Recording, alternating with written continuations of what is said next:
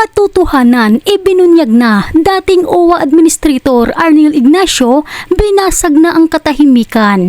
Hindi ko kayo pinagtaksilan, hindi ko kayo tinalikuran. Ito lang ay ginawa ko.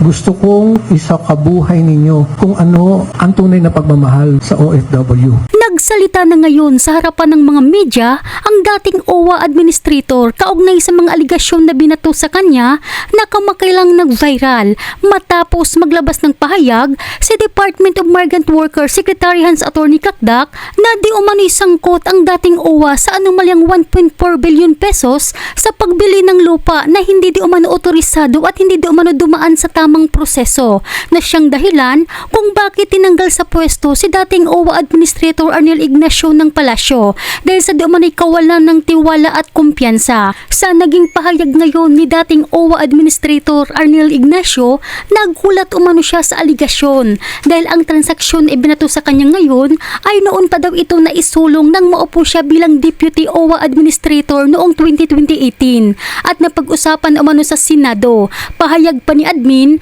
dumaan umano ang lahat sa tamang proseso at dinala umano sa OWA Board of Trustee. Sinunod namin ang lahat ng mga requirements. Ito po ay dinala namin sa board.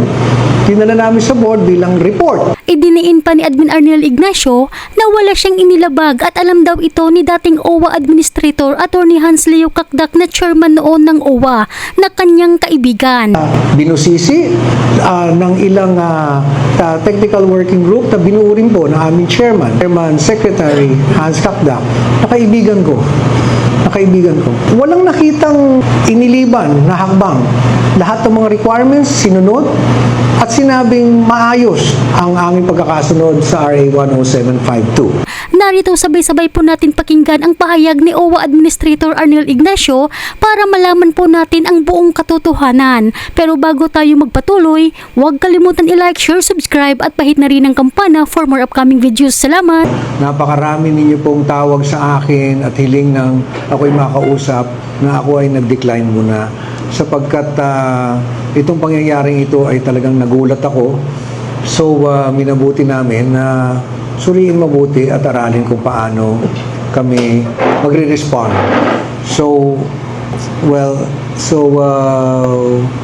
Gusto ko lang sa inyong isalaysay ang totoo.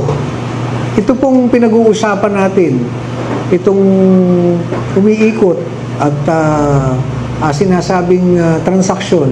2018 pa ho ito nagsimula. Ako pa lang ay DA at ang aming secretary ngayon ay siya ang administrator. So naisulong na ho ito, naipropose. And then napag-usapan din ito sa Senado.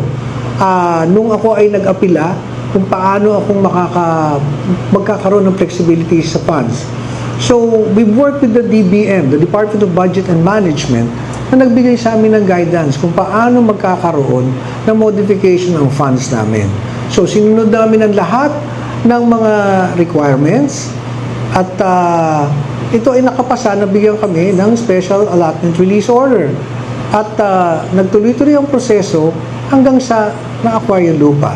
Ito po ay dinala namin sa board. Dinala namin sa board bilang report ng OWA at binusisi ng ilang technical working group na binuo rin po ng aming chairman na si Chairman Secretary Hans Cakdak na kaibigan ko. Walang nakitang iniliban na hakbang. Lahat ng mga requirements sinunod at sinabing maayos ang aming pagkakasunod sa RA 10752. So, ito po ang kaya ako gulat na gulat na tinawag itong anomalous deal. So ito po ang katotohanan ng kwento. So kaya ako nagugulat sa mga pangyayari. Nung 2018 pa nga lang, isinulong na ito. Kaya nung sinasabi na hindi ito bagay sa OFW, nagulat ako. Kasi this is a project that we can consider a legacy project for our OFWs. Ang lupang ito, katabing-katabi lamang, katapat ng Terminal 1. It's 6,499 square meters. At makakapagtayo tayo doon ng, actually sa aming vision, paraiso nila eh. Ang nakakalungkot at nakakabigat ng dibdib, imbis na ito, papunta na tayo doon sa makita natin na mabuo ito, narito tayo, ito ang pinag-uusapan natin. Yun ang napakabigat. Pagkatapos napakaraming aligasyon sa akin. Saan ang galing? Sa isang papel na walang nakapirma, na ang dami-daming sinabi na kinita ko, hindi, pati nga yung numero hindi na nga magkasundo kung magkano. But let me tell you, to the OFWs I have been serving, hindi ko kayo pinagtaksilan, ginawa ko lang ito para sa inyong pagmamahal at wala po akong kinita dito. Walang ganun ito. Because Land Bank po ang nag-assess nito. As our government financial institution, it's the Land Bank who assessed the value, and it is exactly the amount that OWA paid. So, hindi ko maintindihan kung bakit kailangang araw-arawin ako, nakaliwat kanan, nakausapin kayong lahat, na paulit-ulit sasabihin na may anomalya ang aking ginawa. At sana naman lang binigyan ako ng pagkakataong makakausap. Nagulat na nga lang po ako na isang araw pinatawag ako na ako ay papalitan. So, yun po ang nangyari dito. Hindi ko po ito itinago sa ito pong ganitong kagandang transaksyon. Bakit namin itatago ito? Itong transaksyon na to, o itong proyektong ito, gusto kong ibigay sa OFWs. Bakit po itatago ito? We're very, very transparent each step of what we have been doing. Again, may emphasize, it started in the Senate. It's on record. And magkakatabi po kami noon. Nandun ang aming bagong administrator, P.Y. Kaunan, former Undersecretary Tonet Aliones, and OIC Yusek Hans Rapna was there. At we had all the chances na sabihin lahat itong nagiging alingas-ngas ngayon. So, ipagpauman ninyo, katulad ng binanggit ko kanina, hindi po ako nakapagsalita kaagad. Simply because I was shocked. Because when we parted ways, napakaayos naman. So, nagulat na lang po talaga ako na gano'n ang nangyari. As I hope all the questions you have in mind ay nasasagot na ng aking narrative ngayon. Because alam ko naman po yung mga nasa isip niyo. Kaya minabuti na namin na on this day, ito po yung kwento. Ito po ang kwento ng nangyari dyan. And one more thing, there's an issue na ito daw binili namin na hindi raw pwedeng tayuan. Sapagkat napakalapit sa... Meron ho kaming permit sa CAAP. Meron permit sa CAAP. Taxes, hindi po kami ang nagbabayad ng taxes nito. Hindi ho kami. So, lahat ng mga kwento tungkol dyan, I am totally shocked at all the accusations. But again, I would like to emphasize, nung dinala po namin to sa board at kami po ay binusisi, we were scrutinized. The technical working group came up with a report na sinunod lahat. Sinunod pong lahat.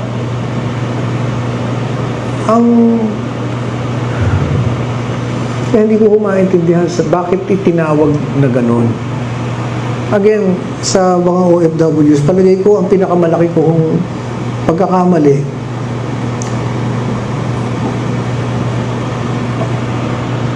nung minsan po kami binilin po kasi sa akin lagi ay alagaan kayo.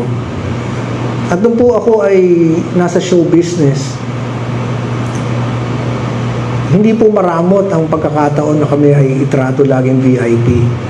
At kung paano yung karanasan na yan, Yun ang gusto kong maranasan ng mga OFWs. Hindi naging sapat sa akin na tawagin lang kayong bagong bayani. Gusto kong maramdaman nyo kung ano ang VIP. Kaya, araw-araw po akong nagtatrabaho para maramdaman nyo po yun. Hindi ko kayo pinagtaksilan, hindi ko kayo tinalikuran. Ito lang ay ginawa ko dahil gusto kong isakabuhay ninyo kung ano ang tunay na pagmamahal sa OFW. Sana meron na kayo nito. Sana meron na kayo nito. Sa aking pong puso kasi mas mahalaga kung ano yung mapaparanas namin sa inyo. Hindi yung napapanood nyo kaming ganito. So sa lahat ng OFWs, namimiss ko yung mga kinukulit-kulit nyo ako rito para humingi ng tulong. Kahit madalas, ang kulit, naging buhay ko na yan eh. Sana lang nabuo namin ito para sa inyo. Thank you very much. The question also from the Filipino people is what will happen to the 1.4 billion and the house, the halfway house. What will happen? Nasa sa Kanila na, nasa gobyerno na. because the land is already under the name of the Republic of the Philippines. Kaya nga po nag-iisip kami saan, hindi naman ho yan nakapangalan sa akin. Nakapangalan niya sa Republic of the Philippines. It's not even sa OWA. So, kung ano rin ang, uulitin ko uli, kung ano yung presyo, kung ano yung assessment ng Land Bank, na 1.415 yata, yun ang ibinayan. Eksakto. Ayun. I think it's better. So I guess I believe I've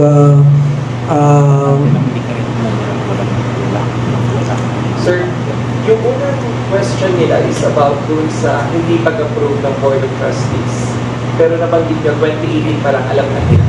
Well, again, I would just like to repeat that for today, Mr. Ignacio just wanted to bear everything in his heart. Maybe for the other questions, maybe one day we'll hear that further, but that day is not today. But just to clarify lang po, dumaan po ito sa board. Again, for further questions that will come another day at the right time. But for now, Mr. Ignacio is able to air his side, to air what's in his heart, and that's the most important thing for him. Okay? Okay. Thank you very much. Thank you. Thank you very much. Maraming pong salamat sa inyo. Thank you very much. Thank you. Bilang isang OFW kabayan at kung napakinggan mo ang buong video, ano ang masasabi mo sa naging pahayag ni OWA Administrator Arnel Ignacio? Paki-komento ang iyong sariling pananaw patungkol sa bagay na ito. Salamat at palagi po kayong mag-ingat.